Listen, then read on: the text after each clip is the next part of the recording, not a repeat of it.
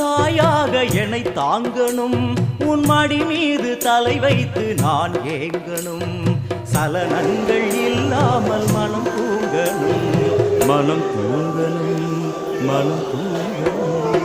எங்களுக்கு குறையும் உண்டு, அதனை நான் அழுது சொல்லலாம்.